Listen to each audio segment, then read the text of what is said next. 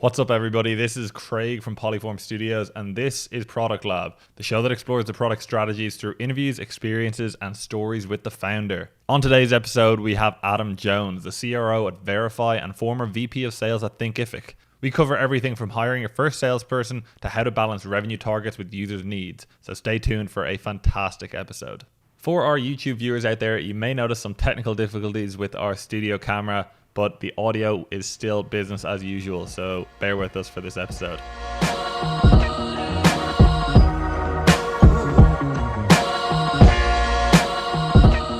Adam, great to have you on the show. Thank you so much for joining us today. Yeah, pleasure to be here, guys. Thanks for having me on. Yeah, really appreciate it. So in preparing for the podcast today, we did a deep dive and looking through your history, your career history, and it really is impressive to see kind of your growth, your personal growth in your career over the last kind of 15 years. I'm interested to know what some of the kind of factors in this kind of continued growth have been for you in finding success in each of these companies. Yeah, it's just luck, complete luck. It's funny because I was working in I'd done a bit of sales work in the past, and then I was working on the agency side when I first came over to Vancouver, and my first foray into SaaS was with a little company called PaySavvy. A really small company when I started. I walked into the office on Water Street, and they had about 4 people sat there, red brick office. Not many windows. You can probably imagine it. Not as nice. Right by us. We're actually on Water Street. So yeah, it could be a neighbor. We might have been neighbors. Yeah. 73 Water Street we were on. No way, dude. That is literally the building that we're in. We're sitting in 73. What floor were you guys on? What floor? I think we were on the 4th. Oh, we're on 7. We're in the penthouse, baby. Yeah. Yeah, that is too funny. Yeah, so all of that to say, so when I joined the company, it was like 4 or 5 people. They had a really interesting kind of like, they were in a payroll software realm. It's actually rebranded as Rise People now. This company's still kicking about. Wow. B2B, kind of classic B2B sales, disrupting kind of a bit of a static industry in terms of payroll software. There hadn't been too much innovation, let's just say, at that stage.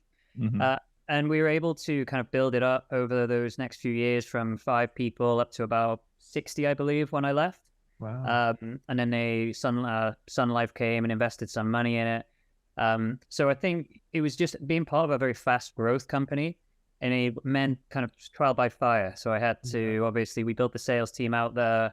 As we grew the team, my kind of position grew within the company. Through that company, I actually met one of my mentors, a guy called Ian Gilbert, who was, he came in and did some consulting for us at PaySavvy. By this stage, we'd grown quite a bit. We were in a nice office just around the corner from 73 Water Street in above the furniture shop there. Yes. And Ian was then over at a company called Agreement Express, and they were focused on, it was a fintech company focused on financial onboarding, payments onboarding. So basically taking all the paper-based applications and replacing them. Again, very much a stalwart industry. Okay. Fintech. And again, we were able to build, like, I joined at a good time. I was able to kind of go in and start an inside sales function there. And yeah, a couple of years later, they went on to be acquired. Like I said, completely luck.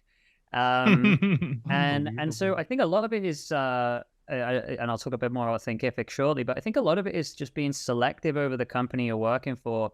Understanding a bit about, does the company have, does the service or offering have product market fit? Are you walking into an industry that has 25 competitors already? Yeah. So really assessing kind of like the market opportunity is something that I always recommend to people when they're looking for sales jobs. Don't just look at, which is offering the highest salary, try and understand what is the market opportunity here. And if I do a good job, what is the potential for growth for the company, but also for myself? And so, yeah, that was, that's probably the biggest secret, I would say, is really taking your time and looking into the market opportunity for the business, not just for your own role. So yeah, really interesting. Yeah, okay, Adam, you mentioned going from kind of like the product world or like the product company world, making that transition over to like the agency model, and then eventually it sounds like finding your way back to the product. But each of these covering a different industry, a different vertical, right? It seems you got to quickly become almost like an expert in each of these different areas. What's like your hack? What's like your methodology of employ to go about quickly becoming like an expert in like fintech and then moving over to like 3D scanning and Yeah. mapping, right? Totally two different realms. I'm not sure it's a hack. The thing I would say is you don't necessarily, you want to immerse yourself in the industry. Now, look, I'm not an expert. I mean, we're selling to mining companies right now. I'm certainly not an expert in geology or mining as an industry. One hack I will say is audiobooks are a great way to go. Podcasts, like Nice. I like to walk my dog quite a lot, so rather than just listening to music, I'll always put on an audiobook or a podcast that can hopefully help me elevate my knowledge in that space. I will say though that the most important thing is understanding the customers. What are the problems they're looking to solve? If we are able to solve those problems, what is the impact going to be? And being able to build the narrative. So you might not know all of the ins and outs of the product. You might not know everything about the industry, but as long as you understand the narrative and the impact that your software or service delivers to the customer, you can get pretty far with just that. And that's probably would be my advice. It's not necessarily like I'm not gonna be able to go and do a degree in geology overnight. Yeah, listening to some of the right podcasts, following the right online publications, and of course listening to the sales calls, just so you can build that narrative in your mind. And once you have that narrative down, you can speak authoritatively to anybody as long as you have that narrative. You might not know everything, but being able to go in confidently is really important. And what kind of like timeline on learning these industries do you normally give yourself when you're changing role or changing position? Do you feel like you need a crash course, you've got 2 weeks to learn everything, or is it more of like a continued growth over a number of years? Or it's a work in progress, I think. And it depends as well. Like with VRIFY, it's a fairly simple value proposition, and it was the same with kind of Pay Savvy, and the same with Agreement Express. Fairly simple thing to wrap your head around. So you can grasp that concept early, frame the narrative a little bit, and then over time you'll build up that technical knowledge just from talking to customers, going to events, kind of getting to know people. So I don't think it ever ends. I think that it's also understanding kind of the macro conditions of the industry, like what are the things that people are talking about, educating yourself on those. So I maybe the way I'd describe it is grab the low-hanging fruit and get as far as you can with that, and then over time fill in the rest of the blanks. Nice. That's right. If there's a subreddit out there for that topic, I'm checking every single post. Yeah. Absolutely. Every discussion. Yeah, absolutely. Online learning, when I was at Thinkific, that was a bit different because the business when I joined was focused solely on the creator economy, and it was a freemium product-led growth business. I'd come from very much the opposite, like sales-led growth businesses, where if there was no revenue coming from sales, there was no revenue. When I joined Thinkific, there was no sales team at all. Everything was product-led. And so that was interesting because with the PLG companies, we were getting such a wide range of customers coming through our doors. There wasn't like one specific industry necessary to learn. So I'd say the learning curve at Thinkific was probably a little bit steeper than some of those other niche industries, because there's so many different types. Like, I'd go from speaking to VP of marketing at a 400-person SaaS company to, talking to a yoga teacher who was just putting together a first online course in a day. And like, that level of context switching, that was challenging. You mentioned there with Thinkific, like you're targeting such different, business sizes. Certainly. How do you assure like your product is able to, accommodate these two different markets, exactly, completely different scale? The expert and the novice, how do you create something that like affords both, right? Yeah, Thinkific it was semi-intentionally built a product which was incredible. Like they had, first of all, they had an open API. They really opened up the code base, so it added a great level of customization to the platform that a lot of maybe the other competitors at the bottom end of the market hadn't taken that direction. And so whereas the first day yoga teacher who decided to make an online course, they're probably just using everything out of the box. They're coming in and just uploading their videos and maybe limited design capability. Maybe they don't understand HTML and CSS, Whereas for the larger SaaS companies, like Hootsuite was a big user of Thinkific Plus, which was the new brand we launched for mid-market and above. Nice.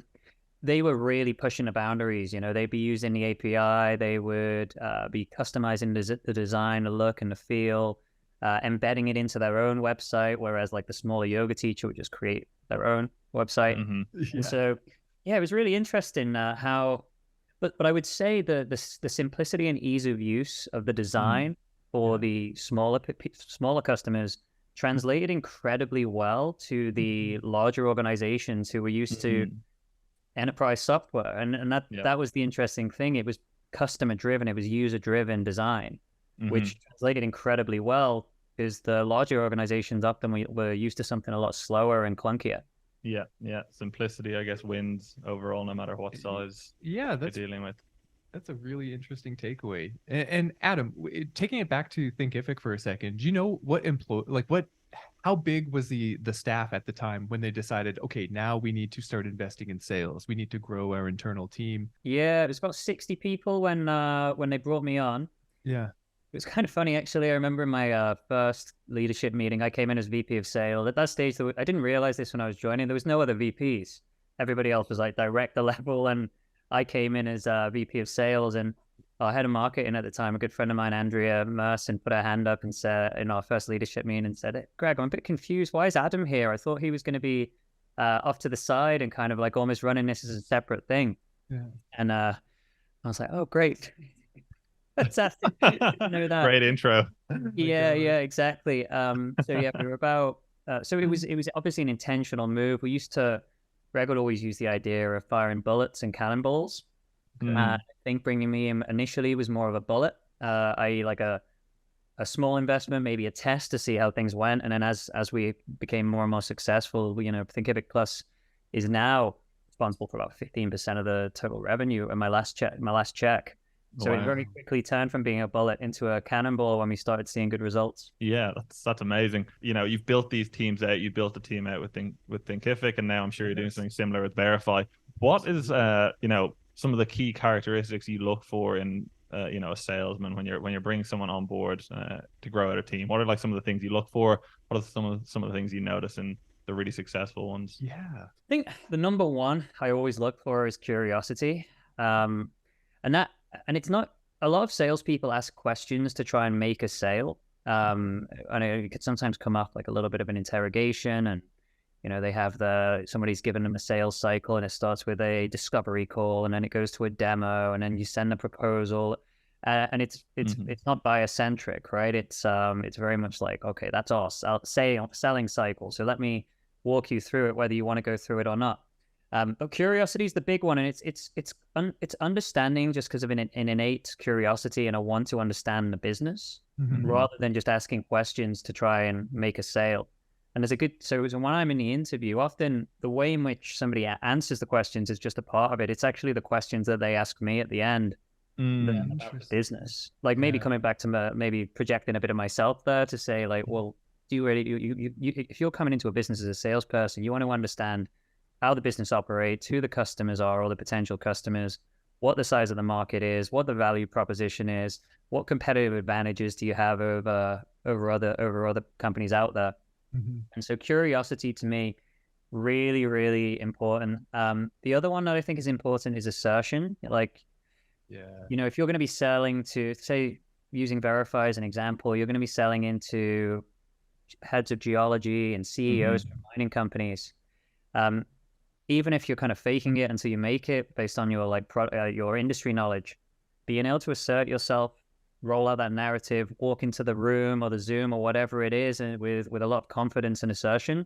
I feel like prospects, they smell fear and they smell uncertainty, and if you're coming in there straight away, you'll get found out. So I think that's another. And then the other big one I'd say is proactivity. It's obvious, definitely a coined phrase, but just going out and getting it, like solving problems yourself. A lot of the businesses I've worked at, we've been building the boat as we're sailing it, right? So we don't have all of the collateral worked out. We might not have customer personas for every single type of customer and content which is built for them. So I really like, particularly because I've worked at a lot of earlier stage companies and earlier stage sales teams. I'm always looking for that person who's going to be proactive and is going to just work it out themselves a lot of the time. So there's three things. I think if you're curious, assertive, and proactive, you're in a good position to succeed. That's amazing. Yeah. Super good roundup. Absolutely. Even I feel like a lot of those descriptors make for good candidates for like, even like at Polyform, like a studio or like, there's a lot of overlap in what you were describing for like, what we try to 100%. Do and champion here. Yep. But I want to take this back to Adam and your background a little bit here. I feel like the sales even like ties into marketing a little bit. It's such like an interesting discipline in that I feel like there are certain people who are really qualified for a job like that, and some people who need like coaxing or coaching or like mentorship. You called out having mentors throughout your career. Which of those two sides of the coin do you think you fell on? Were you like naturally inclined to be in a position where you're kind of selling or like marketing to people, or did you have to like really work at it? A little bit of both, I would say. I think I'd always been naturally inclined to be quite personable and assertive. And even, I graduated university over in England. My first job was working, well, even before that, I worked in hospitality. I was a bar manager. Nice. And I felt like that built up a lot of confidence in talking to different people, kind of asking questions, carrying conversation. I then went into I was actually working at Bank of America in England, funnily enough, and that was a call center environment where probably the hardest sales job I've ever had. It was we had to try people were trying to cancel their credit cards, and we had to try and persuade them to keep them open. So, picture the little old man who's just spent 15 years paying his credit card. He's finally paid it off, but he's about to try to cancel it, and I'm sat there saying, "No, don't do that." Oh no! Yeah, that's tough. So I think a lot of those experiences. I also then backpacked around the world for about a year and a half, and again met lots of people from different walks of life, and kind of. I really think that those kind of those experiences shaped me to go into sales. But in addition to that, obviously a lot of hard work in terms of understanding the craft of sales, reading the right books, listening to the experts, and kind of over time taking those raw skills and being able to apply them in a more kind of directional approach. And mentorship was a part of that too. It sounds like. Definitely. Yeah. So, and then, I mean, some of my mentors I still regularly see, right? Nice. And it's just people I've generally got to know as I've been going through my kind of career, and over time it becomes less like a mentorship, and it's more just going here and having a chat, and catch up. I still stay in contact with a lot of them. You're obviously, you've been part of teams that are growing and been in early stages in a couple of companies. The founding members of a team rarely kind of include a salesperson. It's normally, designers, engineers, those kind of roles. I'm interested to know if you think that's something that's overlooked, or, if it's, kind of acceptable to be looking to maybe bring a salesperson in later in the business development. I mean, I do think that the CEO has to be the first salesperson, really, and generally that is the case. And I think when you're looking for product market fit, you've got to be talking to those customers and understanding. Like, it's one thing to talk to the end user, but it's really important to be able to understand how the more senior leadership at a company actually like evaluates. Well, is this a problem we're looking to solve? Where does it stack rank against all of the other issues? And I think sometimes you can only really get the truth if there's some skin in the game, right? If there's actually, and so I would say the CEO should be the first salesperson without a shadow of a doubt. Even if they're not sales inclined, I think they just have to be. It's part of it, I think. I do think bringing somebody in that understands sales, whether even it's on a consulting basis, because I do think really strong salespeople can can manage a conversation more effectively probably than a lot of people who haven't kind of built their career around that. So I think when you're really trying to kind of dig into the impact and the pain that your platform or your service is solving, having somebody that understands sales can be a big help. Now, whether or not you need to hire somebody, it's always, you obviously want before you start investing heavily in sales and marketing, you want to get to a stage where you're very happy that, look, you have the product market fit, it's solving a problem. And then ideally at that stage, kind of similar to where we're at VRIFY, that's where you can put your foot on the gas in terms of sales and marketing and start building out a team. Yeah, really start to explore that vein, right? We've got some positive response from like this area.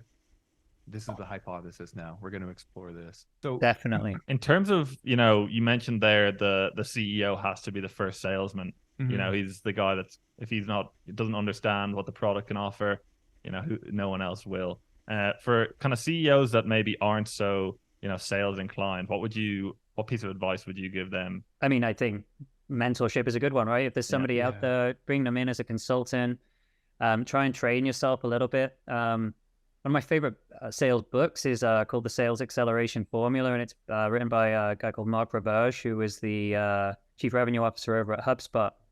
And he was an engineer by his background. He was always an engineer, and he had a very kind of like data-driven approach to sales, but built an absolutely incredible sales engine over at HubSpot.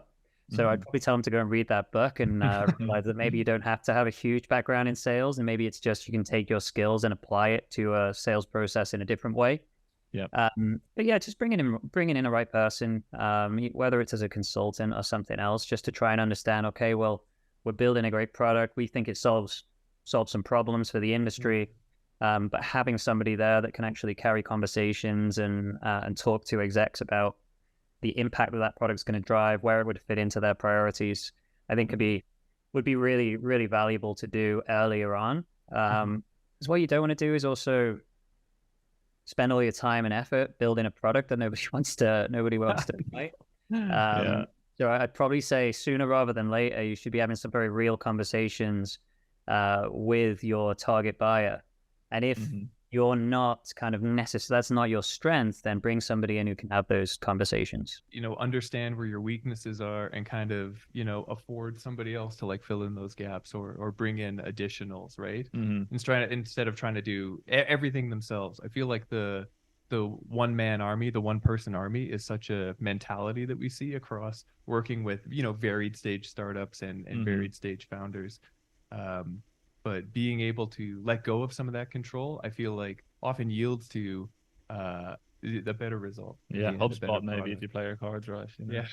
Yeah, maybe you'll be the next HubSpot. Exactly. Yeah, I do think you hit on a good point there, though, which is I think the best leaders realize the areas of their strength, but also the areas that maybe they're not necessarily as strong in. And you know, there's no room for an ego when you're trying to grow a business, right? Like you can recognize that's not where I'm strongest. Bring somebody in that is strong, and that's the best CEOs I've worked for. I mean, Greg's a great example of this. He's actually really good at sales as well.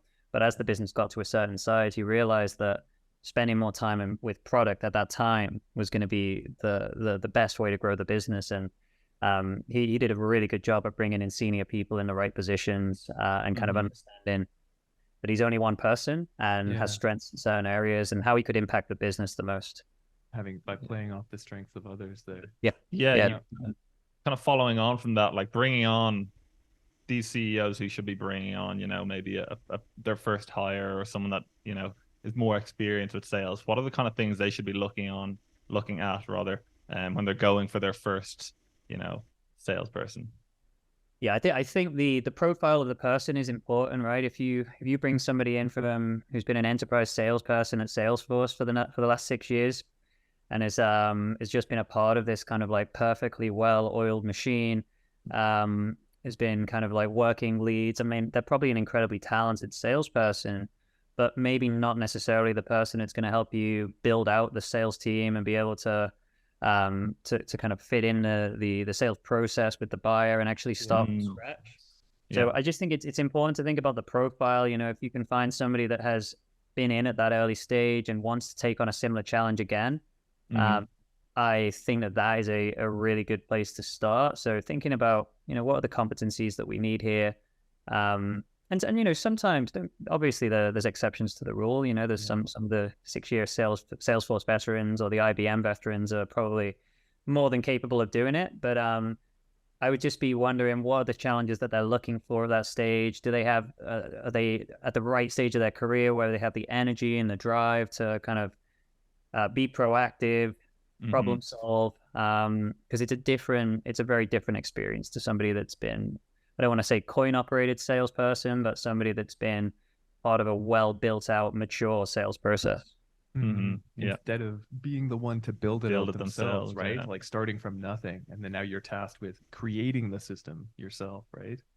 Yeah, exactly. It's and it's not something a lot of people have done, right? Like that's the, it's kind of it's an interesting skill set, and one that you don't maybe hear about as much, which is being that salesperson number one, that first hire, whether it's coming in as a VP or coming in as account executive, and it can be incredibly lucrative if you find the right company at the right stage, like I talked about at the beginning.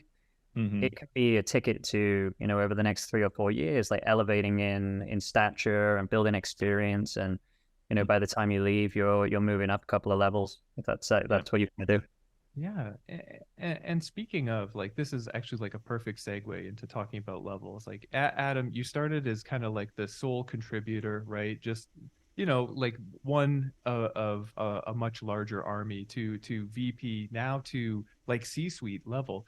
What has like the mentality shift for you been, as you kind of like, obviously your role has changed, but so has like the responsibility and the consideration that comes with that role. So initially, I was really focused on the sales side. Okay. I think from being a sales leader at fast growing organizations, I really had to focus on learning, well, sales is just a part of the customer journey. How does sales fit in with marketing and customer success? Like, how do those, and really, I think that's been a big change in terms of my philosophy, is really looking at that whole customer journey and realizing, well, it's all sales really, or it's all customer success really, or, you can argue either way. From the moment that customer lands on your website or that prospect lands on your website or is reading a blog at the, what we would call the top of the funnel, the first kind of it, it's all, they're looking to solve problems. They're looking to achieve something. And whether they do that initially by engaging through some marketing content or by setting up a free account on your website, moving through to the sales process where, they might not even want to talk to a salesperson, but if they do, how is that salesperson helping them solve those problems and frame things so they can build a business case internally across the business? Moving into CS, where it's still sales really, it's like, but then you're just reselling the value of the product, making sure that the customer understands what they're actually achieving and what they're getting, and make sure that those outputs are highlighted for them. So I think that's been a journey for me in terms of understanding the way that those three pieces work so closely together. And so that's definitely been a bit of a change in philosophy, moving from just running sales to running revenue.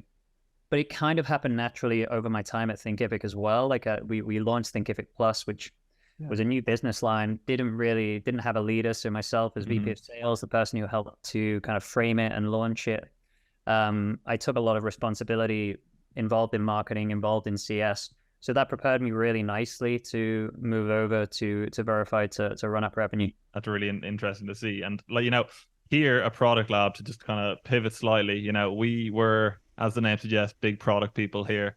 I'd love to know what your thoughts are on like how product development and like building out a product should be kind of guided by the sales goals, or how those two kind of overlap for you. Yeah.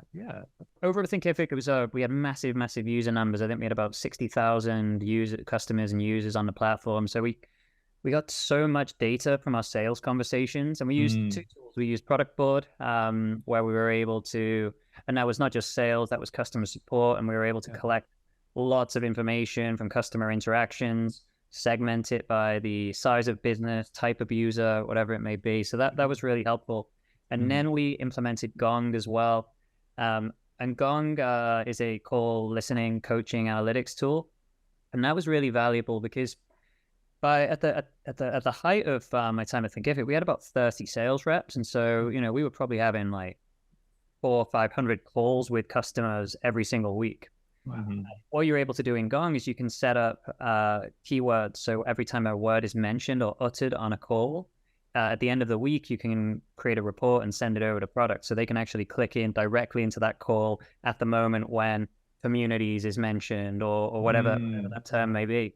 Yeah. So the product team loved that, because wherever they were doing research to try and frame a problem that they wanted to solve through product, or whether they were launching a new feature and wanted to hear kind of what the feedback was in a live format. I think that was really, really valuable. And I think sales, product, CS, marketing, it's all the same team. Like they need to be working really closely together, because it's not like when those silos start to develop, particularly in larger businesses, that's when the product are going off and designing features that the sales team, maybe not necessarily are not hearing on any calls.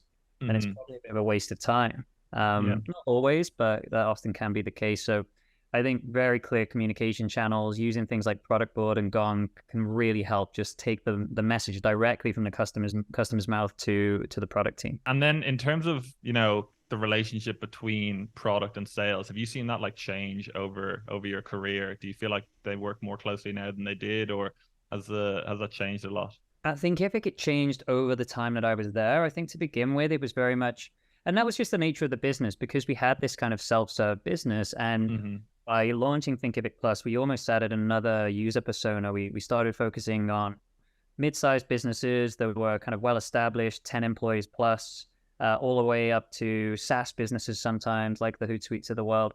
And so it was interesting because they were the few in terms of volume, but obviously we're paying a lot more. Like, one Thinkific Plus customer would be potentially the size of 30 of our self-serve customers in terms of revenue standpoint. So it posed interesting challenges. And I think over our time at Thinkific, as Plus grew bigger and bigger, the product team started getting more and more involved in terms of like, well, how do we actually build this customer journey that evolves some of the smaller businesses up onto Thinkific Plus? But then also, how do we build features that are going to bring in more of the Hootsuites of the world and like larger content creators? So I do think over time that relationship grew and grew, and there was a lot more back and forth communication. At VRIFY, it's great because we're such a small team. It's very agile, and so we're in continuous communication between sales and product team. And I think in my role as CRO, I have to drive those conversations as well. And so we have regular kind of sessions with our product team and our sales team, just like listening to feedback on new features. Also interviewing customers directly. A lot of the time it's the sales team who can make those introductions to say, you've got to talk to this person. They gave us incredible feedback on this. And so, definitely has to be like a one team, one dream mentality, I would say, and make sure that everybody's working together. Product understands what sales does and vice versa, and looking for any opportunities that come up. Because I think those are the best companies. Absolutely. One team, one dream. The communication between different disciplines, so important.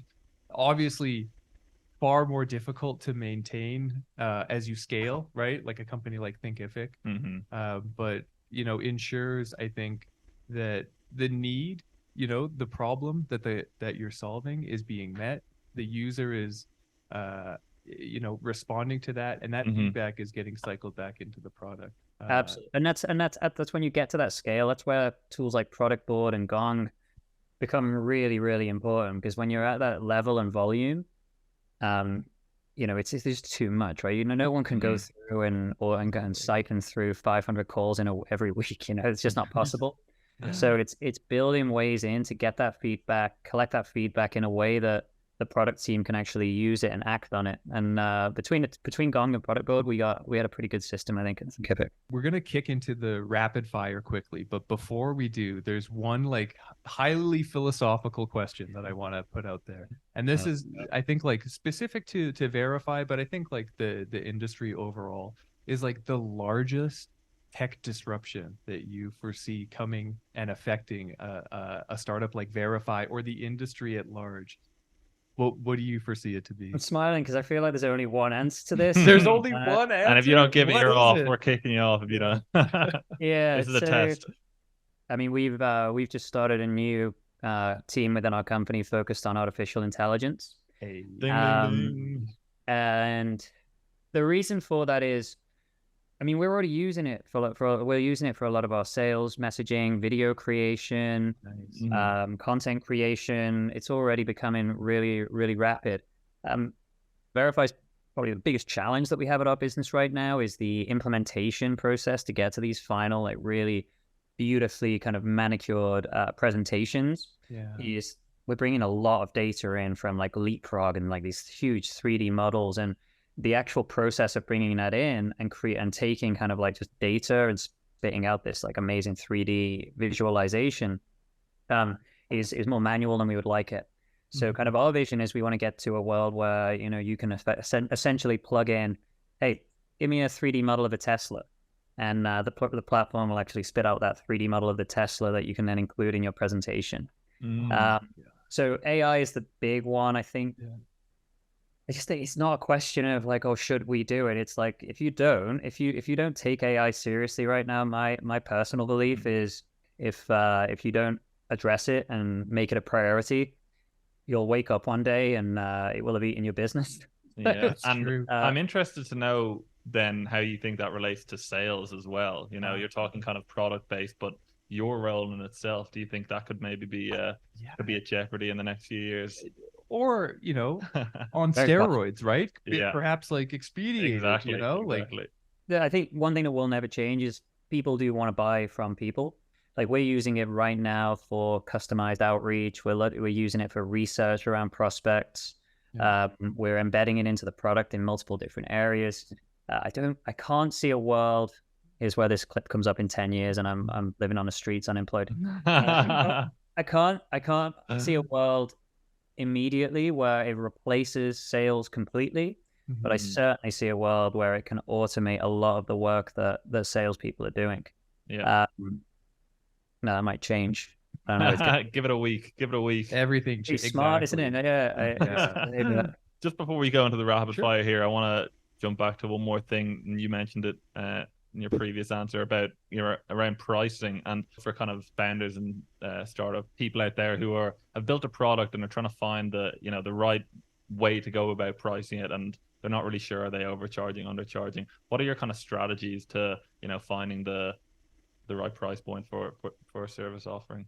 Yeah, I think it depends on the stage of the business. I think the first thing you need is usage across the bit. You need usage of your platform, because without it, you're not going to see the customer outcomes that you're hoping to see. And so, companies that put a lot very early on, you put a lot of kind of like limits on like number of users or number of pieces of content or number of whatever. I think my advice would be, don't do that too early. Open everything up. Build the business, understand the value of the platform and the outcomes that the customers are seeing. And then over time, that's when you can start building in some of those potential kind of expansion triggers. My personal favorite way to price is based on the outcomes, right? So at Thinkific, we priced Thinkific Plus based on the number of active students. Because the number of active, so we would do unlimited users, unlimited content, unlimited video hosting, everything like that. But then the more that you use those things, the more students that would come onto the platform, which is whether or not you're selling online courses or whether you are educating customers. Generally, the number of active students you have on the platform is a surefire sign that you're using it and you're getting successful outcomes. So I would always say, I think early, keep things open. Later on, focus on outcomes. How can you build a pricing strategy which is tied directly to the success of your customers? That's why Shopify did so well, right? Keep making more money. We'll take a percentage. Everybody's happy. So I think that the value-driven variable pricing is my preferred way of doing things. Something we're trying to work out at VRIFY at the moment. But right now, our pricing is very open. It's just a flat fee per month, and it pretty much gets you unlimited everything. It's totally different for every industry as well, right? And every, who's the customer? What are they comfortable spending? It's different when you're selling to, B2B instead of like directly to the consumer, right? Because once you get to that stage, it's less of a cost and more of an investment. And if you can frame it that way, I think that's the most effective way to convince customers that it's a worthwhile use of their capital. That's great. That's great. I'd love to, maybe you want to jump into the rapid fire? Let's do it. What's the rapid fire? Man, this is the best part of the show. Are you kidding me? Adam, we're going to get your take on, these are some of the questions that we ask, like interview to interview, just to get, everybody has such an interesting background. Everybody goes about operating in different ways. We just want to hear more about you, man. That's it. So starting off, number one. All right. We touched on books already, but I'll give you an opportunity to call that out again. the most impactful thing that you've read as it relates to like building a product? I mean, perhaps like Sales and marketing, perhaps maybe as sales well. and marketing would also be appropriate for career based on our wise. discussion, but like nothing has changed you in the way that this has. Gap selling. Absolutely. Brilliant sales book, but so valuable for any product person to read or any marketer to read as well. Okay. Okay. Yeah, superb book. The audiobook particularly is really, really powerful. Fantastic. Amazing. This is like a good dog walking listen. Yeah. Great recommendation. Fantastic. Love that. Selling. Second one, kind of following on from that, maybe in the same vein. Ooh. Favorite podcast that you're currently listening to, or even have in the past? You big podcaster, Adam? Oh, yeah. More in the audiobooks. Oh, all in. Okay. Podcast. Hell yeah. Okay. Nice. Our kind of guy. I was just listening to one about AI, and I was just like, "Oh man, yeah." I was like similar to what you're saying now. I was like, "Shit, am I gonna have a job in a few years here?" But yeah, brilliant podcast. Called All In, you said? Yeah. All in. Okay. All in. Nice. Third, you're obviously a very busy man. That's true. A lot going on, C-suite level a lot of stuff. responsibility. A lot of people asking. How do you manage your productivity, manage your day? You know, get all the crazy to do stuff. Yeah, so a long time ago. I started. There you go, right on cue.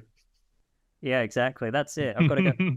I started managing my task list, but every time that I had a task that I needed to do, I would actually put a 30-minute or 1 hour, however long I needed for that task into my calendar, just to protect me from the dreaded days of constant meetings. Because like tasks to me, meetings are important and they're a good way of knowledge sharing and making decisions and everything like that. But if you're not careful, they can take over.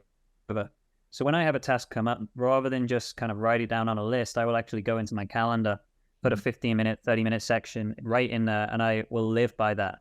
And if nobody can book over it in my calendar without asking me. And that just means that I'm dedicating my time in the right areas. Yo, this is the perfect segue into the next one, Adam. The 4-day work week. Is it happening? Is it a thing? Yeah. Are we going to adopt it in Canada? Please say yes. Is VRIFY going to adopt it? Steve, or is it just you're fad? watching. Yeah, I think the only challenge we have with the 4-day work week is from a customer relationship standpoint. We obviously have a fairly significant content team and CS team who are working with customers every day. We do believe in flexible work though, and I do think that I do think 4 days can be enough. Absolutely, you've just got to work out the customer facing pieces of that. I always lean towards like, you know, making sure there's a really, really good vacation policy, time off policy, making sure you allow for flexible working hours. If somebody needs to take a few hours off in the afternoon, but maybe they need to work a little bit later that night or whatever it is, like I really believe in just putting trust in your employees and letting, trusting that they're going to make the right decisions, hiring the right people. And you guys, I mean, this isn't a rapid fire, this isn't on our list, but I am interested to know, you guys are remote first. Do you find that works for you guys? And like in terms of like culture and keeping the team aligned, how do you work with that? Yeah, so far so good. We actually just had our first company retreat ever on Monday this week. So we flew everybody in. We had the whole team up in Whistler for 2 days. Nice. I think what it highlighted for me more than anything else is just with a fully remote workforce, it's hard to understand the personalities of people within the team. You get on a call, it's like, oh, how are you? How was the weekend? Yeah, good, thanks. I did this. You don't really get to know anybody. So one thing that we came out of it saying, we need to be doing this at least quarterly. Now, not a full retreat every quarter. Anyone from VRIFY is getting really excited right now. Certainly getting everybody together in one place. And then also taking advantage of any face-to-face opportunities that we do have as teams. Take advantage of that, because it's amazing how much you can get done in those face-to-face sessions. Fantastic. I love it. Couldn't agree more. I love it. All right. I was playing golf on Tuesday afternoon in Pemberton, and nice. I gotta tell you, How'd you play, dude? Played well, actually. We did a scramble. It was fun. Not great, perfect format for a treat, I would say. Yeah. No, awesome. The first thing you do, you get out of bed. What is it? Get outside, take the dog out. Like this morning, I was up a little bit earlier for whatever reason, and I was able to go down to Kitts Beach. It was like glorious day, listening to a pod. I find that if I get 30 minutes walk before work, and obviously it's more challenging when it's -8 and freezing cold outside. Yeah. But particularly around this time of year, get outside, and I just find out like my brain just works so much better after I've been outside for half an hour. Fantastic. Well, Adam, it's been amazing having you on. Really appreciate it, making the time and providing some really insightful, looks at the sales side of things. Normally we're having product people, so it's been great to have kind of a completely new perspective here. And absolutely. Yeah, Adam, has been a fantastic conversation. Thank you so much for the insight. We explored a lot of new areas. We covered a lot of ground on this interview, and thank you for just being so open with us. Thanks for having me on. It was a really good chat, and it's kind of nice to think about a few of these things sometimes. So really appreciate it. Thanks again for joining us on this episode. Make sure you subscribe on Spotify, Apple Podcasts, or wherever you're tuning in from. And while you're there, drop us a like. Thanks for tuning in, and we'll see you next time.